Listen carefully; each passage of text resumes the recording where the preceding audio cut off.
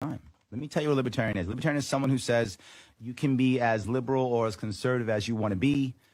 Just don't force others to be like you. Got it. That's what we are all about. We are all about long-term solutions, not short-term solutions. We're all about changing culture, not just changing law. Law, we have to remember something. At the end of almost every single law is a guy or a gal with a gun who will put you in a cage. And if you don't want to go in that cage, he or she is going to kill you. That means you only use law when it really matters, not just because I'm angry, not because I don't like you, not because you should do some activity I think you shouldn't do or whatever the case may be. It's only for important things like life and liberty and property and things like that. That's when you use violence. That's when you use force. That's what libertarians are all about.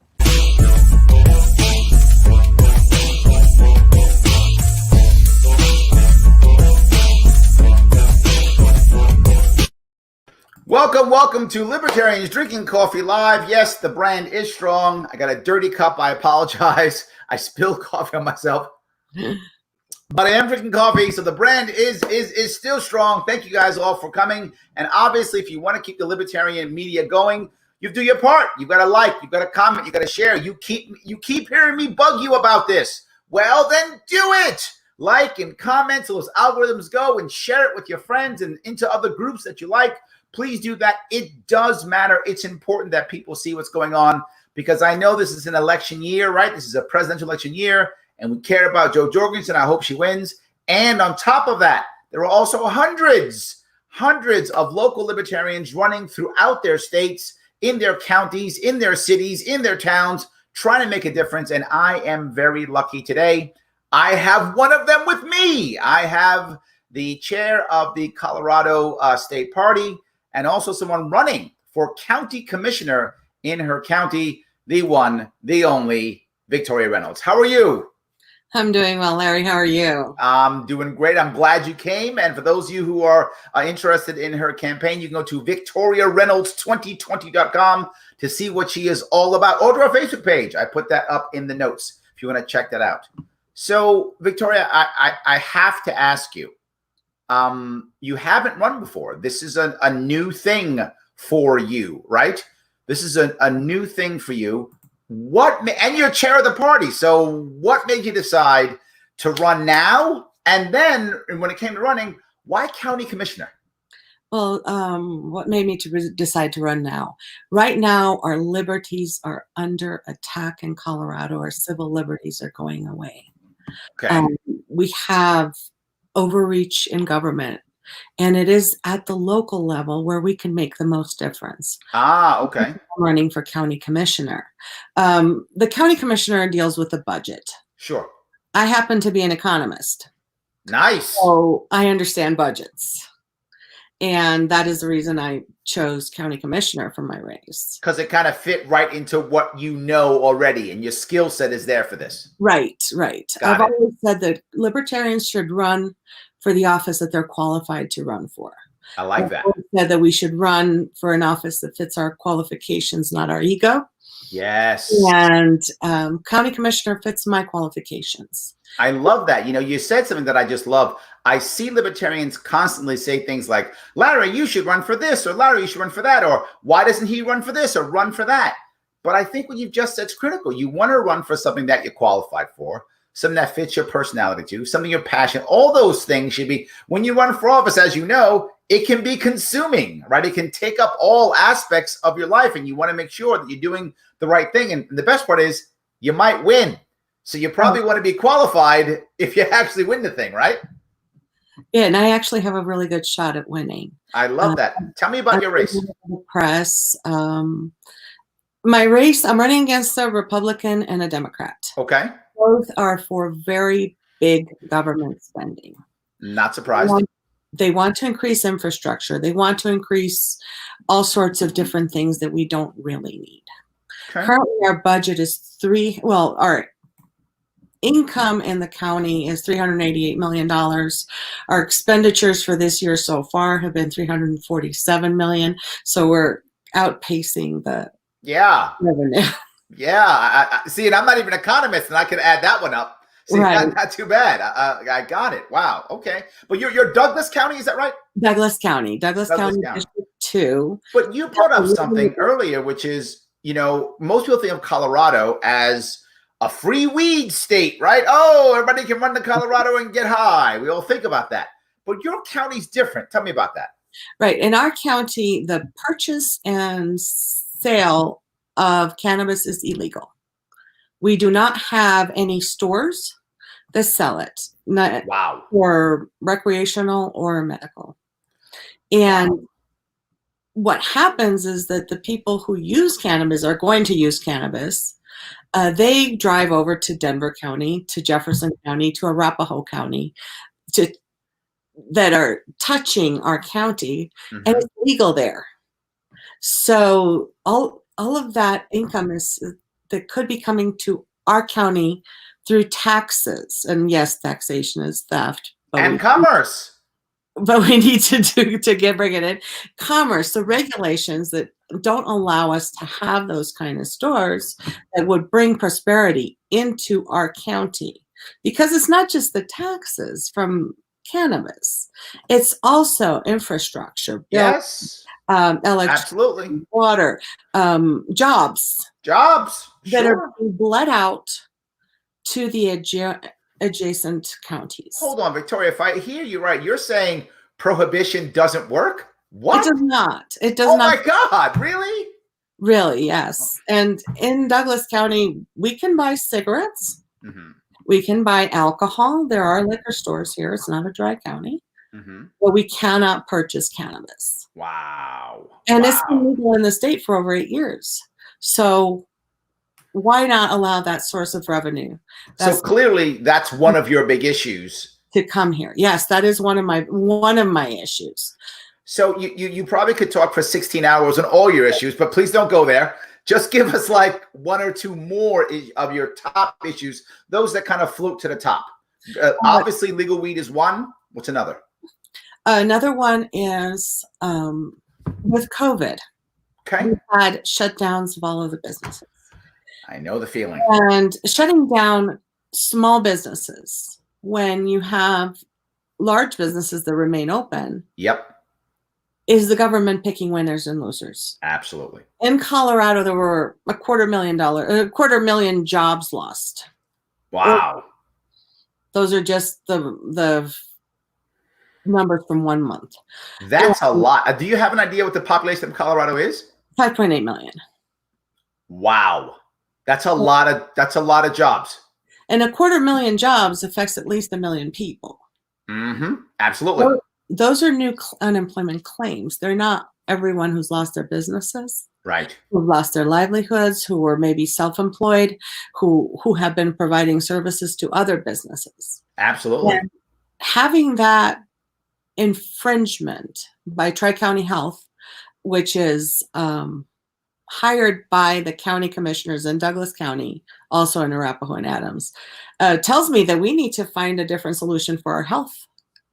We need to get Tri-County Health. So you just went from COVID and business, you shifted even into actually healthcare.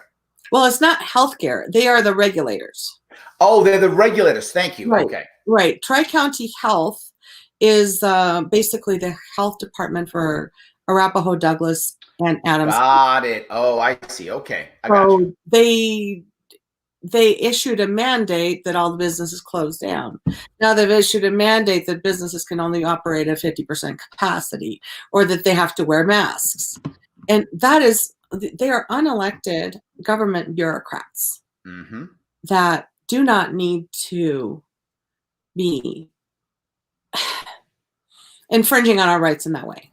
No, I get you, because you've made a valid point. That one paycheck that someone loses, that affects themselves, obviously, right? But many times they have a household with maybe a dependent or a child or an elderly parent or a spouse or a sibling, or insert thing here. There's very often someone else who also depends upon that revenue. Plus, as you mentioned, they service some other business that requires something from them also. And now that business is also affected. So that paycheck affects more, as you said, than just one person. This is a serious change. And it's been not that I would want the money to come from someone who's elected, but not even that. It's just appointed bureaucrats, and they're the ones deciding to crush businesses.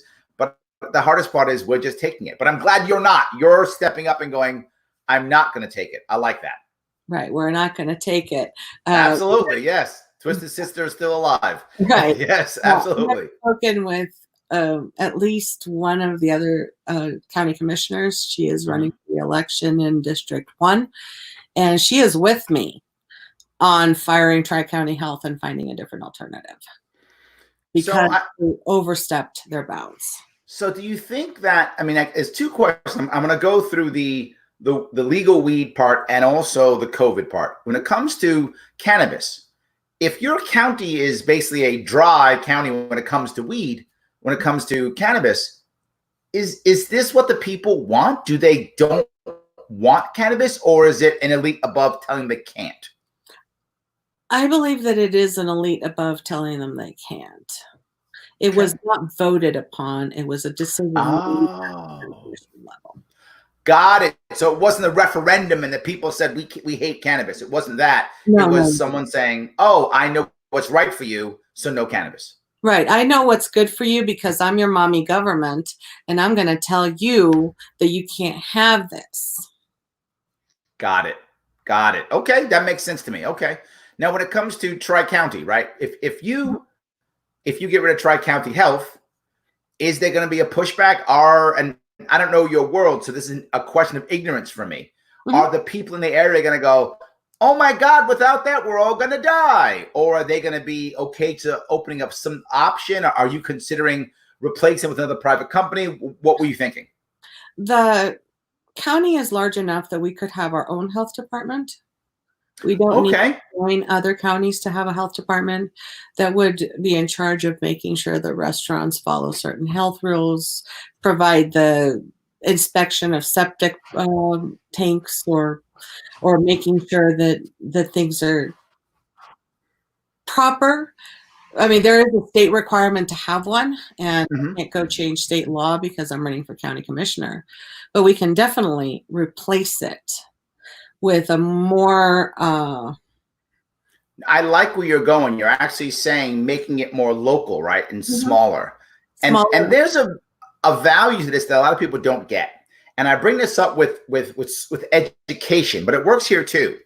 When you have, one massive state that controls all the books and all the curriculum in education, or even at a federal level, there's so much money in that it's worth corruption.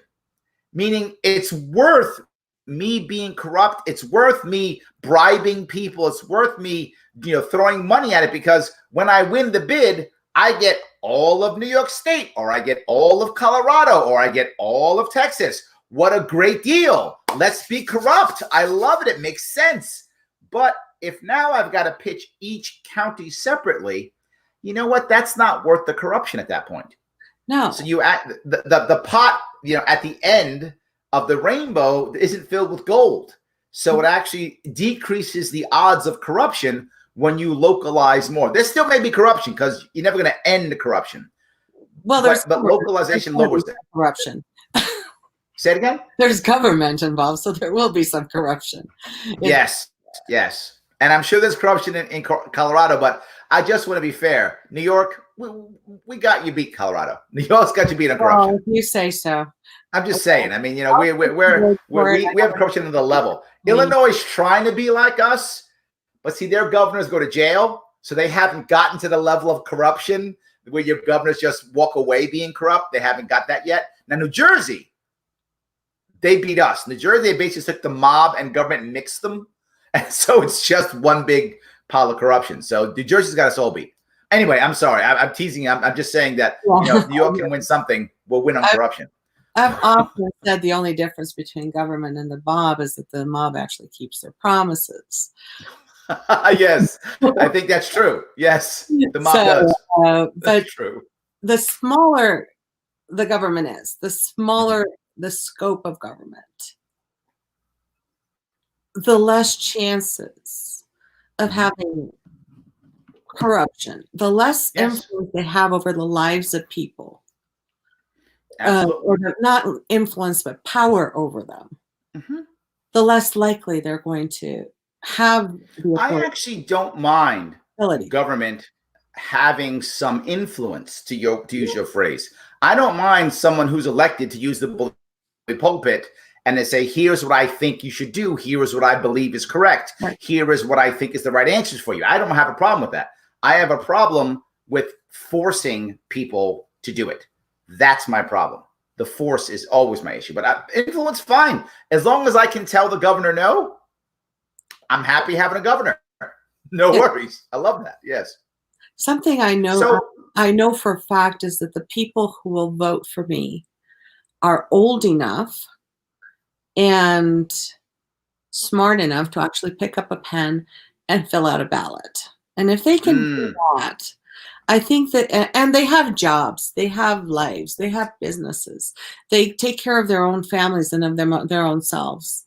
So I think that they're quite capable of making most decisions in their life by themselves. Okay, without so telling them what to do, without me. I got you.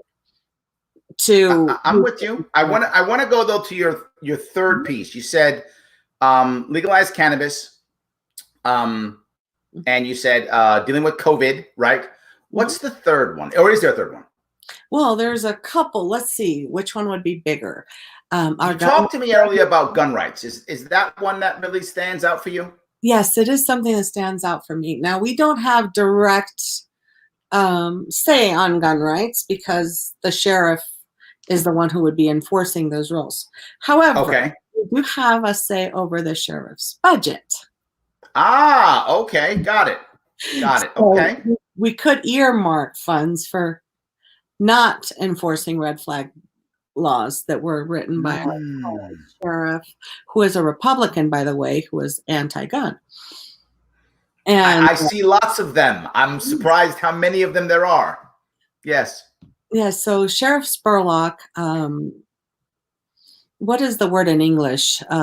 He co-signed the bill for red flags in Colorado. And it's a bill where anybody can claim that they're your family and say, hey, Larry has 10 guns in his house, and I think he's a threat to himself or others. And I could call and say that about you, and I don't even have to tell them what my name is. Look at that. And they will come and do a no-knock raid, take all your weapons, whether you have them or not. They will look for 10 guns if that's the number that you told them. And then 14 days later is your first chance to prove that you're innocent. I mean, that you're not insane. I don't know about you, but if somebody came knocking on my door at 4 o'clock in the morning, throwing my door down, I might act a little crazy. Yeah, and not just that. What happens if I resist? Exactly. Then I'm either going to the morgue, the hospital, or jail. Right. Bad, bad, and bad. Nothing but bad. There's no good outcome whatsoever. None. No. I agree. Wow. So three big issues. All right. So let me ask you though. Do you have a cool slogan? No. Like a build that wall, a Medicaid for all, or something like that? It's just Victoria Reynolds 2020. I don't have a cool slogan. I have thought about, I don't know, maximum freedom, minimum government. That is that's fine. Or, integrity matters. Oh, I like that. Integrity matters. I like that one. That's a good one. I like that. Okay. Integrity matters. There we go. I like that. Or I got one. You're an economist, right? Economist for our economy. Ooh, I like that. See that? We're rocking and rolling here. We are getting some good stuff going on. I love it. I love that. There we go. So let me ask you then, speaking of that, do you think that, there are some obvious niches, people who once they hear you are going to go, Victoria, yes, she's the one, right? I assume gun owners, I'm assuming, but sometimes not. I've seen, particularly in my state, gun owners just vote Republican. Not even think, even though the Republicans in my state are as bad as yours, they're totally anti-gun. But I've seen them many times just gun owners go, oh, Republicans, they care about my guns, even though they're the ones taking them. How about in your world? Do you find the same thing? Or what's a niche? What are some people who will go, yep, I'm on the Victoria train? Well, I did do the first protest in Colorado for the Reopen movement. I organized Okay. 14,000 people show up between Did you cars. say 14,000? Yes. Yes. So Wow. 3 friends of mine and me decided to do something. And all of a sudden, we were all over the news. And according to Denver police, we did the protest at the Capitol. There were about 4,000 to 5,000 people on the lawn and about 9,000 people in cars going around. Wow. That is amazing. We want the economy to open. It was very important. And we saw that it was necessary to reopen. And the day after my protest, our governor came out and decided not to extend the stay-at-home order that he had put in. Look at that. You made impact. So we made an impact. I think there's so many people there, and none of them were holding political signs. Well, maybe 1 or 2, but most of the people were not holding political signs. What's the name of your governor? Jared Polis. Thank you. Okay, good. Okay, so he actually backed away a little bit. I'm glad to hear that. Good. Yeah, he did. He backed away a little bit. Today, he's ordering masks. He's issuing a mask mandate for everyone outside. And I've already gotten a call from the Sentinel asking for my opinion on that. Ooh, I like that. Good, good, good. I love that. So freedom and have been watching the news, that would be one of my niches. So what about people who how about people who are, say, entrepreneurs? I feel like entrepreneurs would be a natural connection for you. Absolutely. Yeah. Absolutely. Small business owners. Small business owners that want to keep their businesses, that want to be able to work to provide jobs for people, to help the economy in Douglas County. Those are definitely a niche for me. I met with several of them throughout the government closed down. Because of COVID. They met with me. They were like, Victoria, what will you do for us once you get elected? Another niche that I happen to have as well is that English is my second language. Okay. What's your first language? Castellano. Oh, is that right? Oh, what are you from? South America? Yes, I'm from Ecuador. There we go. Yes. Because only South Americans call it Castellano. That's how I knew South America. Yes. Yes. So the fact that I can relate to people that are immigrants, because I am one. For those of you who don't know, Castellano to most Americans is Espanol. Right. It's Spanish. Yes. Because I came to the United States for college and I stayed for freedom. And I went to college in New York, so we have a little bit in common. My family is out there. So I tend to go once in a blue moon. I try to avoid it as much as possible. But New York is a wonderful place to visit. That's for sure. Oh, yes. It's definitely a wonderful place to visit, not to live. No, not now. Hopefully I can fix that in a couple of years. We'll see. I hope that you win. You need to run for office and win and make some changes in New York. So you think that there's basically an immigrant community that might also be a natural niche for you? Yes, yes, there is an immigrant community that are, they come here to work, to have better lives, to have freedom. They came for freedom, most of them. And freedom is being taken away right now. Right and left, our freedom is going away. So that might be a niche. I'm not sure. But I do get. I love the idea, though. All the time for comment. What do you think about this, or what do you think about that? So it gets me a little bit of visibility with them. So let me ask you then, with that visibility you just mentioned, how do we make impact? I mean, how do we make impact when we have several things against us, right?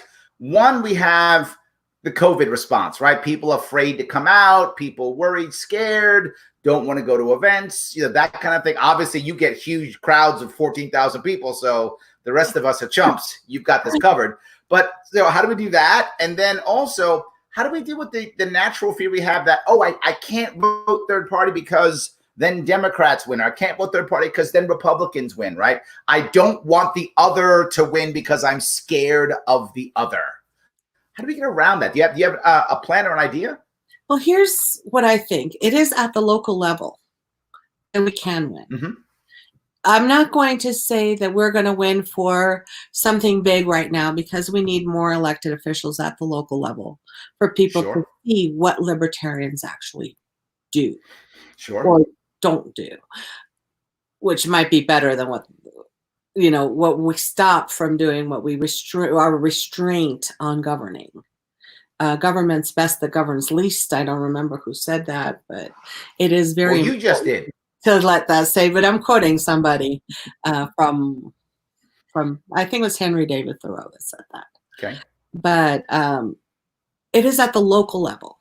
When I hear someone say, well, I could never vote for a libertarian because, third party because, and I say, well, would you rather have this person or that person or me?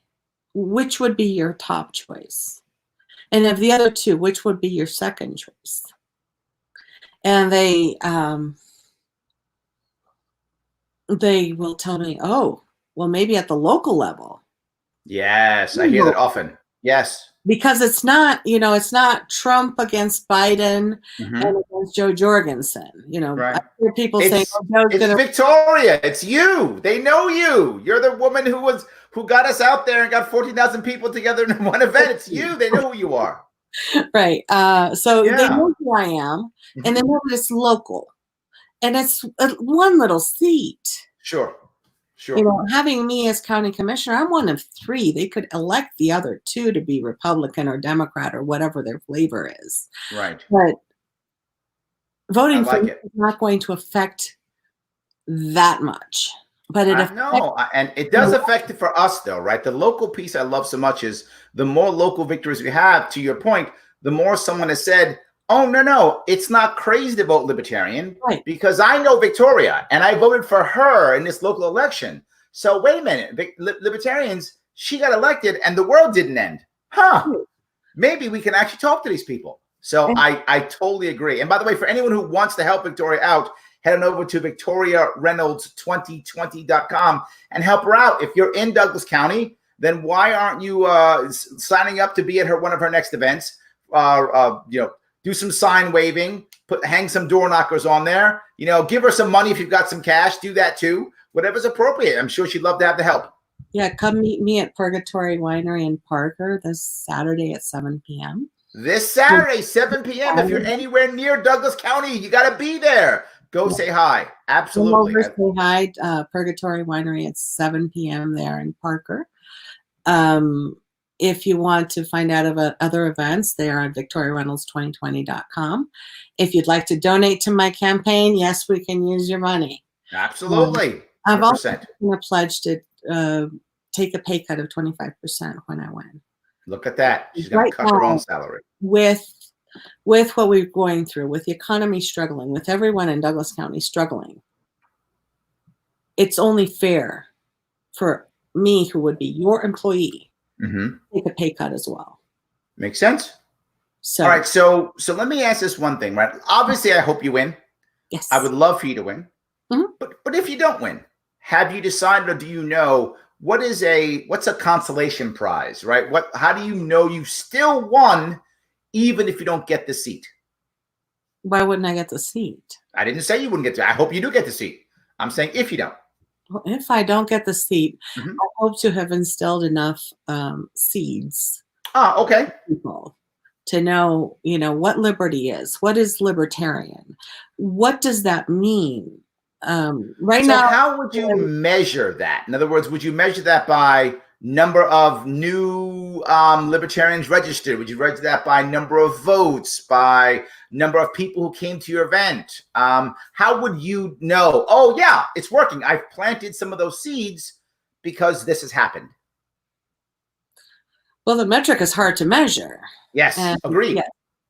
Especially in Colorado, where independents can vote in primaries of the other parties. It's hard to really measure how many new libertarians are there. Would it be by your vote total? Would you count that? I would count vote total. I would count how many people I've spoken with that may have had a conversation, that may have opened one door. I know that I'm in a few Facebook groups. Uh-huh. I had one of the groups is the conservative women in Colorado who claimed on their group when they introduced me to be the only conservative in the race. Wow, look at that. Dealing with budget. Yes, I am the only conservative in the race. We're talking fiscally conservative. Absolutely. Yes, 100%. So that's a win right there. Look at that. You got more people who wouldn't be looking at you now looking at you. Right. And looking at the Libertarian Party. How many new visitors do we have in the Libertarian Party lpcolorado.org page? How many people have clicked on my website and read the actual points in there? How many people have donated to my campaign? Things like that could be wins. Got it. Good. I like it. I'm glad you're thinking that way. It's awesome. So let me ask you, before you wrap this up, is there anything you want to bring up?